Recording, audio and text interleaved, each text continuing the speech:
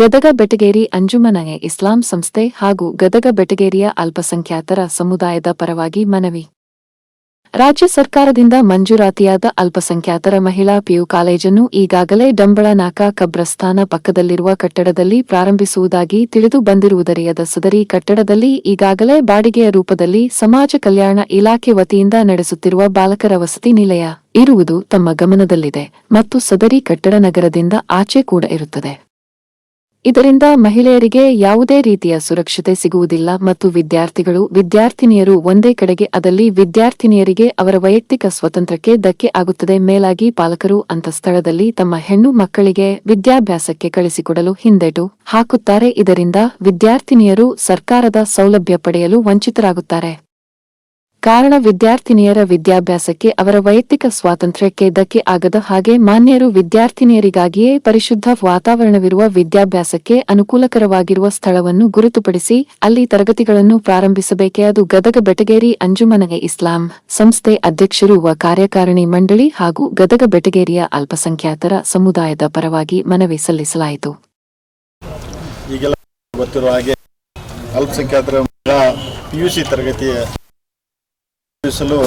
ಈಗ ಅಲ್ಪಸಂಖ್ಯಾತರು ಅಥವಾ ಬೇರೆ ಕಮ್ಯುನಿಟಿಯಲ್ಲಿರಲಿ ಯಾವುದೇ ಸಮುದಾಯದಲ್ಲಿರಲಿ ಈ 18 ವರ್ಷಕ್ಕಿಂತ ಒಳಗಡೆ ಇರುವಂಥ ರಕ್ಷಣೆ ಕೊಡ್ತಾ ಇದ್ದಾರೆ. ಸರ್ಕಾರದಿಂದ ಯಾವ ರೀತಿ ರಕ್ಷಣೆ ನಾವು ಕೊಟ್ಟರೆ ಅದನ್ನು ಅವ್ರಿಗೆ ಯೋಗ್ಯ ನಾವು ಶಿಕ್ಷಣ ಕೊಡಬಹುದು ಅನ್ನೋದು ನಾವು ಎಲ್ಲರಿಗೂ ತಿಳಿದಿರುವ ರಿಜಿಸ್ಟರ್ ಆಗ್ತಾ ಇದೆ. ಯಾವ ಕಾರಣಕ್ಕಾಗಿ ರಿಜಿಸ್ಟರ್ ಆಗ್ತಾ ಇದ್ದಾವೆ ಎಲ್ಲ ಅವ್ರ ರಕ್ಷಣೆ ಕುರಿತು ಎಲ್ಲ ಕಾಯ್ದೆಗಳು ಬಂದವು.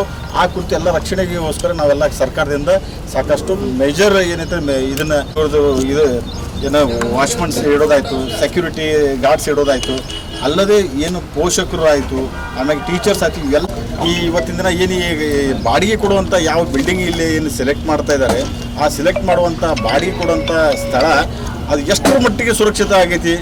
ಬಿಲ್ಡಿಂಗ್ನಲ್ಲಿ ಕೆಳಗಡೆ ಏನೈತಲ್ಲ ಹಾಸ್ಟೆಲ್, ಬಾಲಕರ ಹಾಸ್ಟೆಲ್ ಕೆಳಗಡೆ ಅಂತೆ, ಮೇಲೆ ಏನೈತಲ್ಲ ಈ ಅಲ್ಪಸಂಖ್ಯಾತರ ಏನು ಸಣ್ಣ ಹುಡುಗರು 18 ವರ್ಷಕ್ಕಿಂತ ಕೆಳಗಡೆ ಇರುವಂಥದ್ದು ನಾವು ನಿಮಗೆಲ್ಲರಿಗೂ ಗೊತ್ತಿರುವಂಥದ್ದು.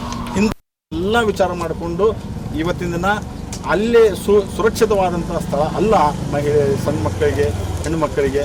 ಆದ್ದರಿಂದ ಈ ಎರಡೂ ಮಕ್ಕಳು ಕಲಿಬೇಕು, ಈ ಕಡೆ ಸಣ್ಣ ಏನಾಗಬೇಕು. ಅದೇ ರೀತಿ ಈ ಮಹಿಳಾ ಮಕ್ಕಳಿಗೇನು ಅವರ ಸುರಕ್ಷತೆಯಲ್ಲಿ ಆ ಮಕ್ಕಳು ಕಲಿಬೇಕು. ಆ ಕಾರಣಕ್ಕಾಗಿ ಆ ಎರಡೂ ಏನಿದೆಯಲ್ಲ ಸುರಕ್ಷಣಾ ಮೆಜರ್ಸ್ ತೊಗೊಂಡಿದ್ದಾರೆ ಅದನ್ನು ನೋಡಬೇಕು. ಆಮೇಲೆ ನನಗೆ ತಿಳಿದ ಮಟ್ಟಿಗೆ ಆ ಏನು ಅಡ್ಮಿನಿಸ್ಟ್ರೇಷನ್ ಇದೆ, ಆ ಕಮಿಟಿ ಇದೆ, ಅದನ್ನೇ ವ್ಯಾಲಿಡ್ ಇಲ್ಲ, ಅದನ್ನೇ ಡಿಸ್ಪ್ಯೂಟೆಡ್ ಐತಿ.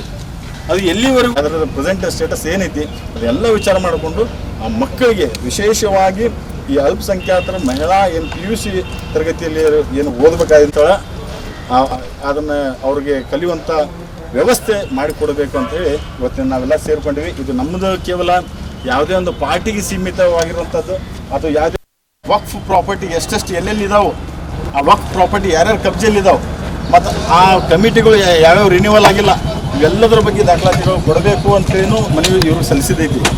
ನಡಿಬೇಕಪ್ಪ ಅಂತಂದ್ರೆ ಅದಕ್ಕೆ ಮೂಲ ಕಾರಣ ಒಂದು ಹೆಣ್ಣು ವಿದ್ಯಾಭ್ಯಾಸ ಒಳ್ಳೆ ವಿದ್ಯಾಭ್ಯಾಸ ತಗೋತಪ್ಪ ಅಂತಂದ್ರೆ ಆ ಮನೆತನ ಸುಧಾರಿಸ್ತೈತಿ, ಆ ಊರು ಸುಧಾರಿಸ್ತೈತಿ. ಮತ್ತು ಮೇಲಾಗಿ ಅವರು ಶಿಕ್ಷಕರ ಆದ್ರಂದ್ರೆ ತಮ್ಮ ಮಕ್ಕಳಿಗೆ ಒಳ್ಳೆಯ ಶಿಕ್ಷಣ ಕೊಡ್ತಾರೆ ಅನ್ನುವಂಥದ್ದು ನಮಗೆಲ್ಲರಿಗೂ ತಿಳಿದಂಥ ವಿಷಯ. ಆ ವಿದ್ಯಾಭ್ಯಾಸ ಕೊಡಬೇಕಾತಂದ್ರೆ ಒಳ್ಳೆ ವಾತಾವರಣದಾಗ ಕೊಡಬೇಕು, ಒಳ್ಳೆ ಅವ್ರಿಗೆ ಸವಲತ್ತುಗಳು ಸಿಗಬೇಕು. ಮತ್ತು ಎಲ್ಲ ಏನು ಮಾಡ್ತೇವೆ ತಮ್ಮ ಮೂಗು ಕೆಳಗೆ ಏನೈತಲ್ಲ ಬೇಕಾಬಿಟ್ಟು ರಾಜಾರೋಷವಾಗಿ ತನಗೆ ಹೆಂಗೆ ಬೇಕು ಹಂಗೆಲ್ಲ ಏನೈತಲ್ಲ ಆಡಳಿತ ಮಾಡ್ತಾರೆ. ಈಗ ವಕಫ್ ಸಾಹೇಬ್ರಿಗೂ ಗುರ್ತೈತಿ ಆ ಕಮಿಟಿ ಈಗಾಗಲೇ ರಿನ್ಯೂವಲ್ ಕಂಪ್ಲೀಟ್ ಆಗೈತೆ ಅಂತೇಳಿ ತಮ್ಮ ಗಮನಕ್ಕೆ ಬಾರ್ದನ ಆ ಕಮಿಟಿ ಇಲ್ಲೇನೈತಲ್ಲ ಮೈನಾರಿಟಿಗೆ ಅವ್ರು ಆಲ್ರೆಡಿ ಏನು ಮಾಡ್ಯಾರ ಮಕ್ಕಳ ಕಾಲೇಜ್ಗೆ ಏನೈತಲ್ಲ ಕೊಟ್ಟು ಬಿಟ್ರ, ಅಲ್ಪಸಂಖ್ಯಾತ ಕಾಲೇಜಿಗೆ ಪ್ರಭಾವ ಮಾಡಿದ್ರಂದ್ರೆ ಹೆಚ್ಚು ಕಡಿಮೆ ಆತಂದ್ರೆ ರಾಜಕೀಯ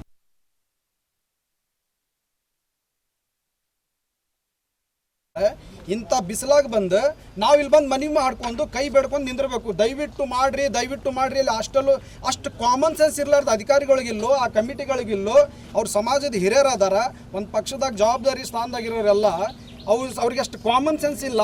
ಒಂದು ಕಡೆ ವಯಸ್ಸು ಏನಿರುತ್ತೆ 16 ವರ್ಷ 18 ವರ್ಷದ ಅಲ್ಲಿ ಆಫ್ಟರ್ SSLC ಆ ಮೆಟ್ರಿಕ್ ನಂತರ ಅದು ಬಾಲಕರ ವಸತಿ ನಿಲಯ ಐತಿ.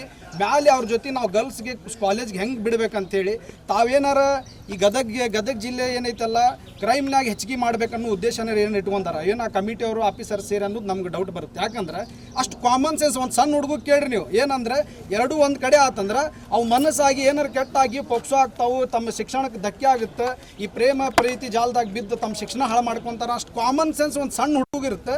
ಆದ್ರೆ ಇಲ್ಲಿ ಏನು ದುರ್ದೈವ ಐತಂದ್ರೆ ವಕಫ್ ಆಫೀಸರ್ಗೂ ಗೊತ್ತಿಲ್ಲ, ಮೈನಾರಿಟಿ ಆಫೀಸರ್ಗೂ ಗೊತ್ತಿಲ್ಲ, ಆ ಆಡಳಿತ ನಡೆಸುವಂಥ 4 ಕಮಿಟಿಗಳಿಗೂ ಗೊತ್ತಿಲ್ಲ. ಇಂಥವು ಎಲ್ಲ ಬಂದು ನಾವು ಮನವಿ ಕೇಳಿ ದಯವಿಟ್ಟು ಅನ್ನೋ ಮಟ್ಟ ಯಾವ ಲೆಕ್ಕಕ್ಕೆ ನಮ್ಮ ಗುಲಾಮರ ಮಾಡ್ಬೇಕು ಅನ್ನೋದು ನಿಮ್ಮ ವಿಚಾರ ಐತಿ. ಹೇಳ್ರಿ ಸಾಹೇಬ್ರ, ಅದು ಗೌರ್ಮೆಂಟ್ ಬಿಲ್ಡಿಂಗ್ ಕ್ರೂ ಟುಗೆದರ್ ಕೋಟ್ಯಾಂತರ ರೊಕ್ಕ ಗಂಟು ಹಾಕಿದ ಮೇಲೆ ಆ ರೊಕ್ಕ ವಸೂಲು ಮಾಡುವಲ್ರಿ, ಅದು ಬಿಲ್ಡಿಂಗ್ನು ದುಡ್ಕೊಳಕ್ ಕೊಟ್ರಿ, ಅಲ್ಲಿ ಲಾಜ್ ಕಟ್ಟಲ್ಲ ಬಾಜುಕ, ಇದು ಹಾಸ್ಟೆಲ್ ಲಾಜ್ ಕಟ್ರಿ, ಜಗ್ಗದವಲ್ಲ ಜಗ್ಗದವ ಎಲ್ಲ ಕಡೆ ಹಾಸ್ಟೆಲ್ ಕಟ್ಟೋದು ದುಡ್ಡು. ನೀವೇನಂದ್ರಿ ಇಲ್ರಿ ಬಡ್ರು ಉಪಕಾರ ಮಾಡ್ತಾರಂತ, ಎಲ್ಲೈತ ಬಡ್ರು ಯಾವ್ದು ರೀತಿ ನೋಟಿಸ್ ರೀ? ಈಗ ಕಮಿಟಿಗೆ ಇದ್ದಂತ ಕಮಿಟಿಗೆ ಯಾವ್ದಾರು ನೋಟಿಸ್ ಕೊಟ್ಟಿರ? ನಾವ್ ಇಲ್ಲಿ ಬಂದು ಇಷ್ಟು ಮನವಿ ಕೊಟ್ಟಿವಲ್ಲ, ನೀವು ಆಡಿಟಿಂಗ್ ಕೊಟ್ಟಿವಿ, ಆಮೇಲೆ ಇನ್ನೊಂದು ಕಮಿಟಿ ಮುಗ್ದೈತಿ ಅದ್ರ ಸಂಬಂಧ ಕೊಟ್ಟಿವಿ, ಆಮೇಲೆ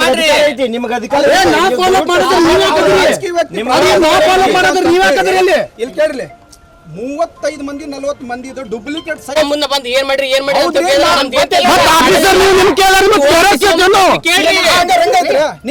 ನಿಮ್ ಸಿಒ ಗಮನಕ್ಕೆ ನೀವು ಯಾಕೆ ತರಕತ್ತಿಲ್ಲ?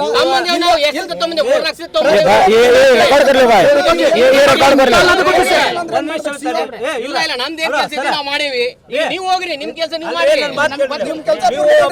ವಕಫ್ ಆಫೀಸರ್ ಆಗ್ಲಿ ಅಂಜುಮನ್ ಇಸ್ಲಾಂ ಸಂಸ್ಥೆ ಗದಗ ಬೆಟಗೇರಿ ಸಮಾಜದ ಸರ್ವ ಹಿರಿಯರು ಮತ್ತು ಬಂಧುಗಳಿಗೆ ಈ ಸಂದರ್ಭದಲ್ಲಿ ನಮಸ್ಕಾರಗಳನ್ನು ತಿಳಿಸಿ, ನೀವೇನು ಮನವಿ ಪತ್ರವನ್ನು ಕೊಟ್ಟಿದ್ದೀರಿ ಇದಕ್ಕೆ ಸೂಕ್ತ ಕ್ರಮವನ್ನು ಕೈಗೊಳ್ಳೋಕ್ಕೆ ನಮ್ಮ ಮೇಲಾಧಿಕಾರಿಗಳಿಗೆ ನಾವು ರಿಕ್ವೆಸ್ಟ್ ಮಾಡ್ತೀವಿ. ನಿಮ್ಮ ಏನು ಸಮಾಜ ಏನು ಬಯಸುತ್ತೆ ಅದೇ ರೀತಿಯಲ್ಲಿ ಸೂಕ್ತ ಕ್ರಮವನ್ನು ಕೈಗೊಳ್ತೀವಿ. ಜೊತೆಗೆ ಅಲ್ಲಿ ಹಾಸ್ಟೆಲು ಮತ್ತು ಕಾಲೇಜ್ ಎರಡೂ ಒಂದೇ ಕಡೆ ಮಾಡೋದಿಲ್ಲ, ಆ ವಿಚಾರವನ್ನು ಬಿಟ್ಟಾಗಿದೆ. ನಾವು ಯಾವುದೇ ಕಾರಣಕ್ಕೂ ಎರಡೂ ಸೇರಿಸಿ ಒಂದೇ ಕಡೆ ಮಾಡೋದಿಲ್ಲ. ಮಾಡಿದರೆ ಕಾಲೇಜ್ ಒಂದೇ, ನಾವು ಅದಕ್ಕಿಂತ ಸೂಕ್ತವಾಗಿರ್ತಕ್ಕಂಥ ಒಳ್ಳೆ ಕಟ್ಟಡವನ್ನು ನೋಡ್ತಾ ಇದ್ದೀವಿ. ನಿಮ್ಮ ಗಮನದಲ್ಲಿ ಏನಾದರೂ ಬಂದರೆ, ನಿಮ್ಗೆ ಮನವಿ, ನಿಮ್ಮ ಗಮನದಲ್ಲಿ ಏನಾದರೂ ಕಟ್ಟಡ ಇಂಥಲ್ಲಿ ಎಲ್ಲಾರು ಅದಾವಂತಂದ್ರೆ ನಮಗೊಂದು ಮಾತು